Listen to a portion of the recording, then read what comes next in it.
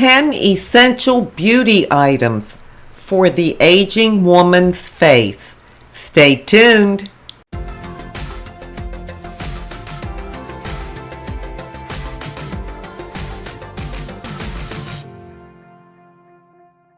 Hi, and welcome to my channel.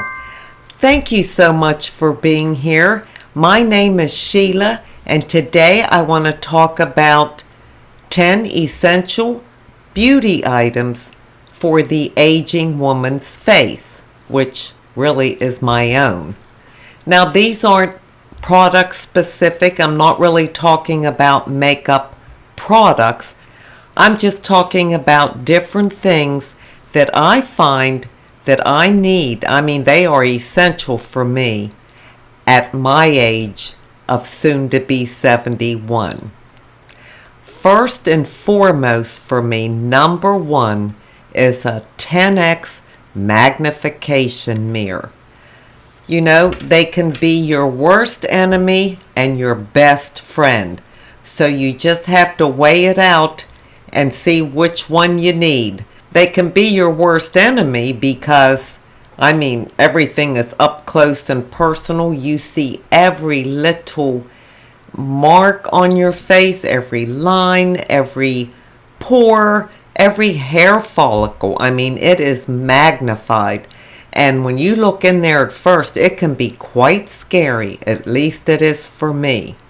However, I would never be able to put on any kind of makeup on my face without a 10x mirror. As we age, our eyesight gets worse. If you can wear contacts, that probably helps, but I wear glasses.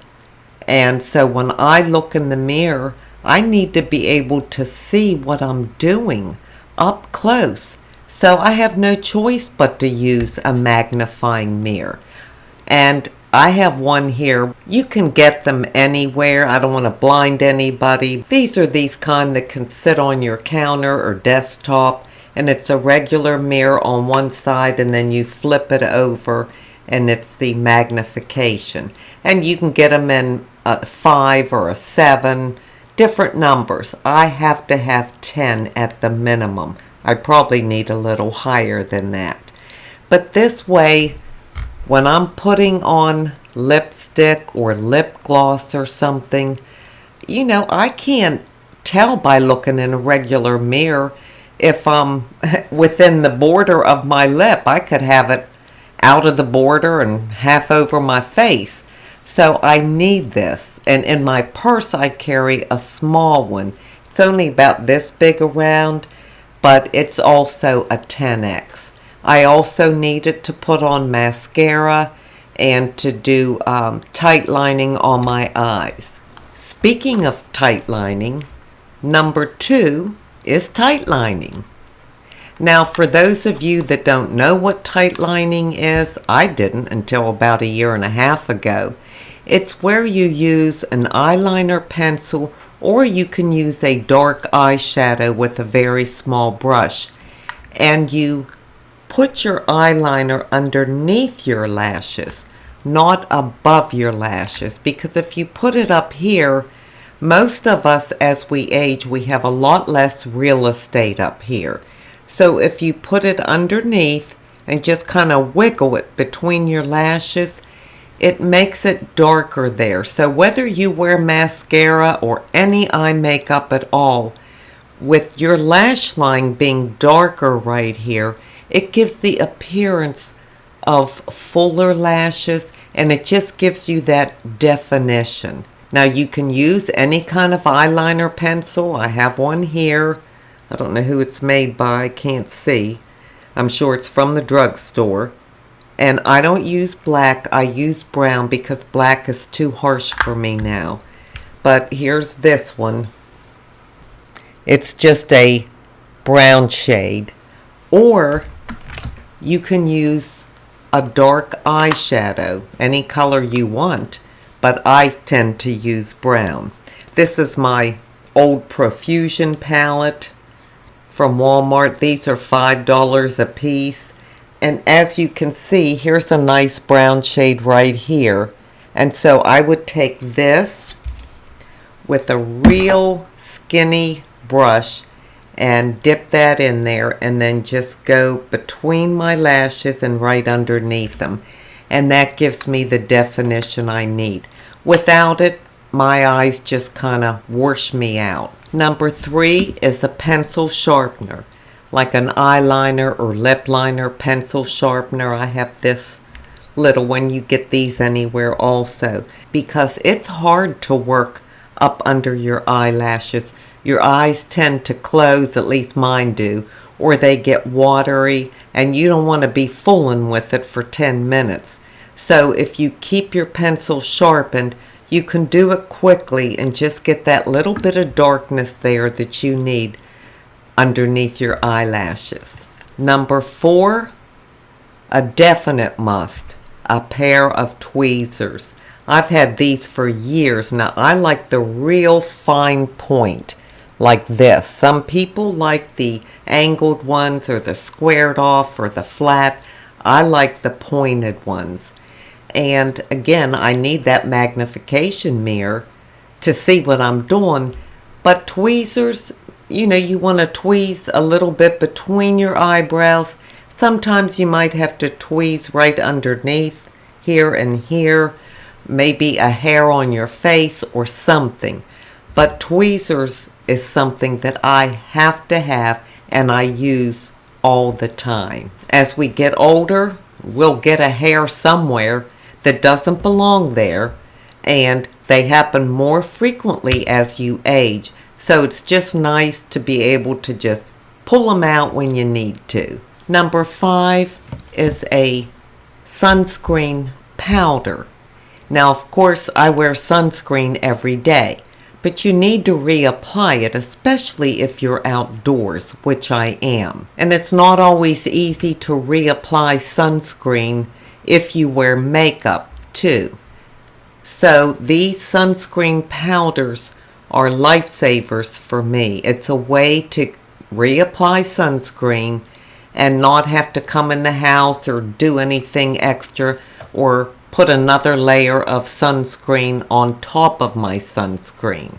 I got both of these off of Amazon. This one is by Supergoop. It's 100% mineral sunscreen, SPF 45. Now these are a little brush that you wind up.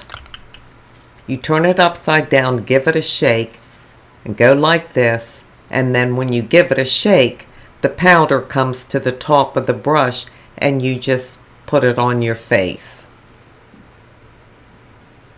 The other one I have is by Mineral Fusion. It's also 100% mineral sunscreen.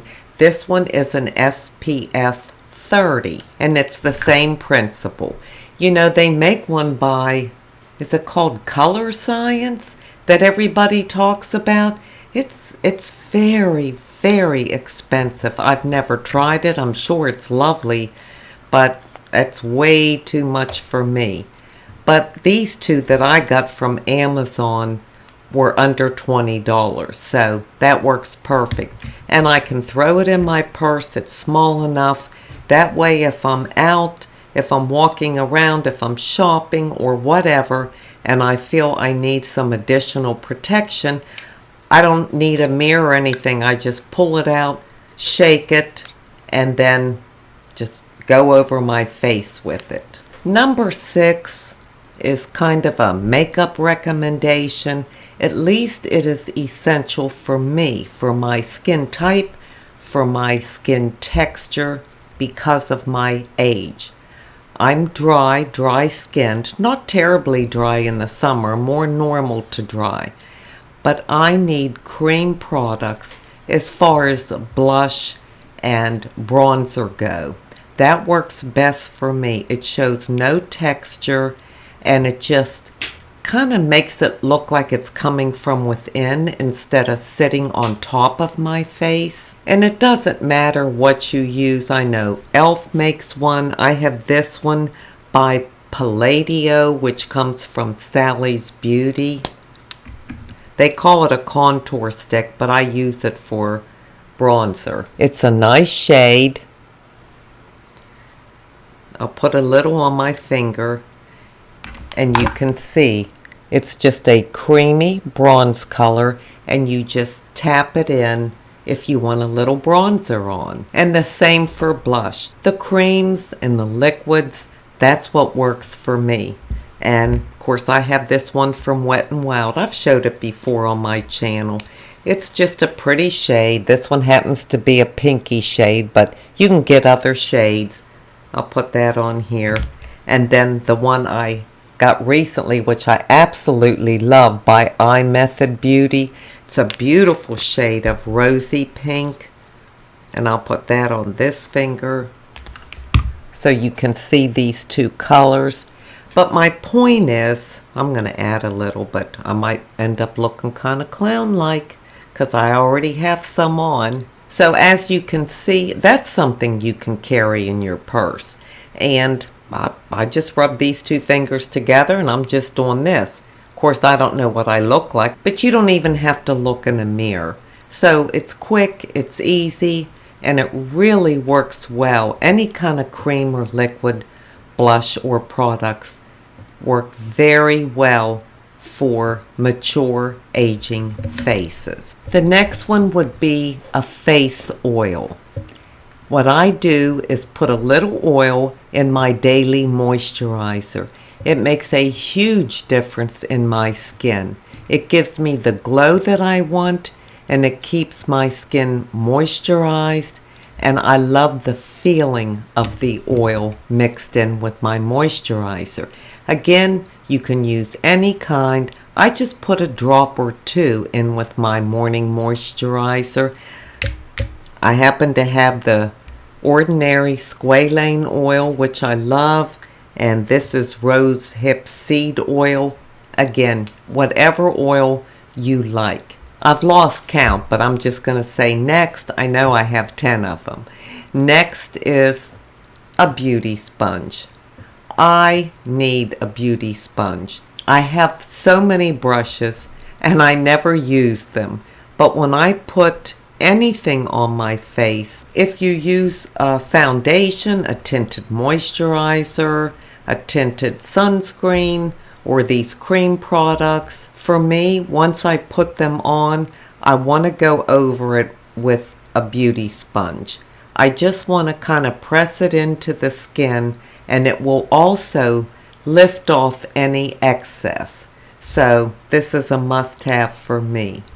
Next, to me, for the aging face, a primer really makes a difference. I guess I think of it as if you have walls in your home and they might have little cracks in them or marks because of nail holes, whatever it may be. Boy, when you put a primer on first and then put your new coat of paint over it, it looks so much smoother, and it just kind of camouflages those little flaws in your walls before you paint them. I look at primer for the face the same way. As most of you know, I wear tinted sunscreen almost all the time as my foundation. I'm not a foundation kind of girl. But over top of my sunscreen, once that dries and sinks into my skin, I still put a face primer on. It just kind of smooths things out for me. It can be any face primer. They have different ones depending on what type of skin you have.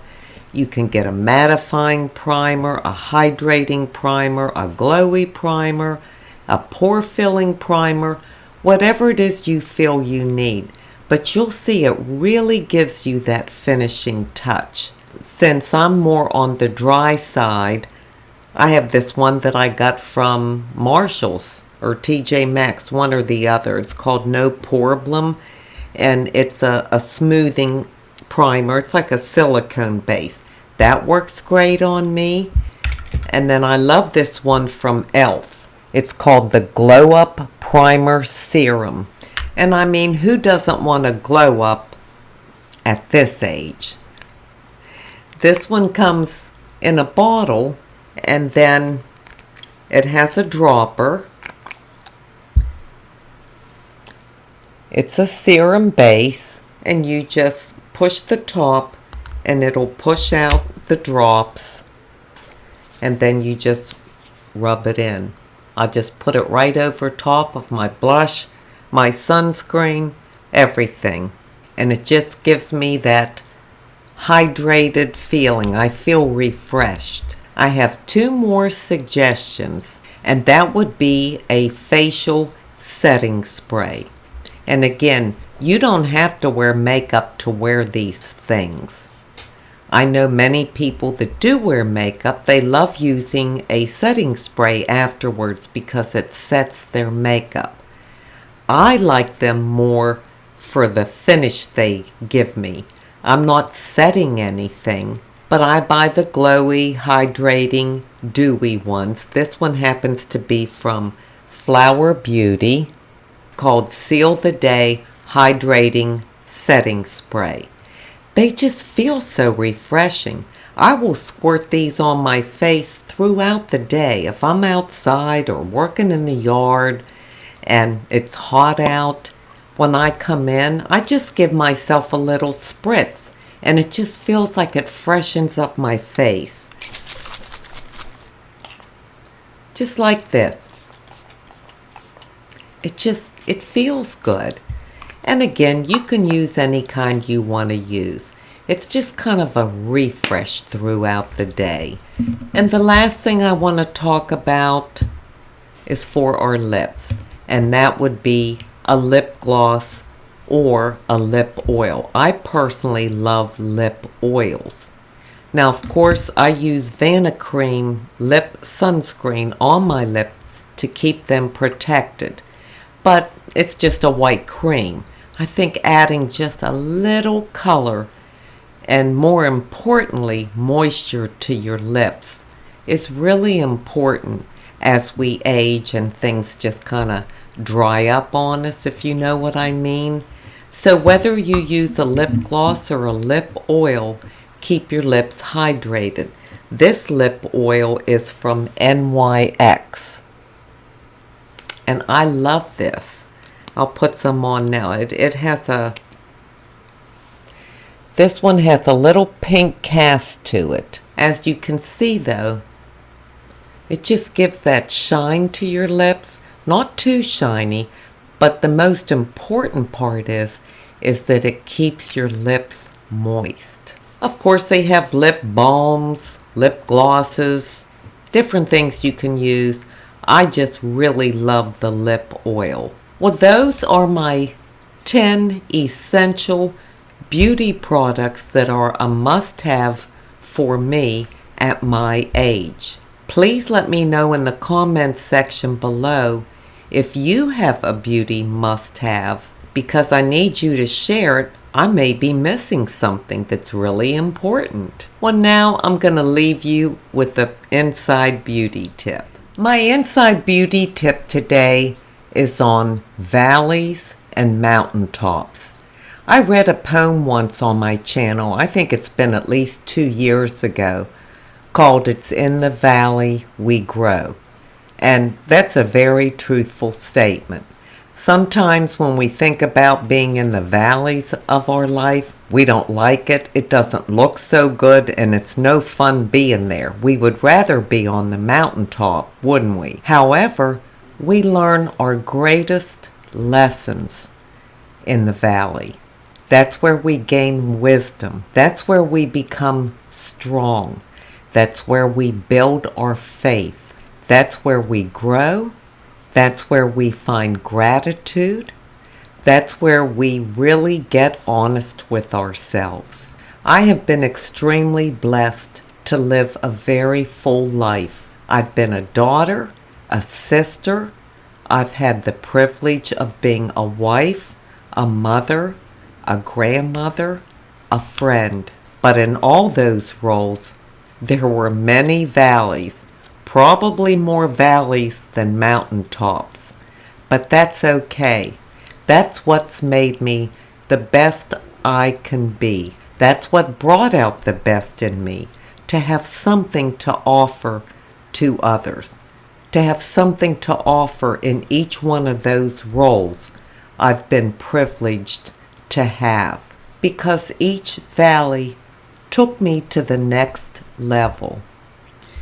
When a door closes in our life or on our life, it can seem pretty devastating at first, but another door is going to open, and it's going to be so much better.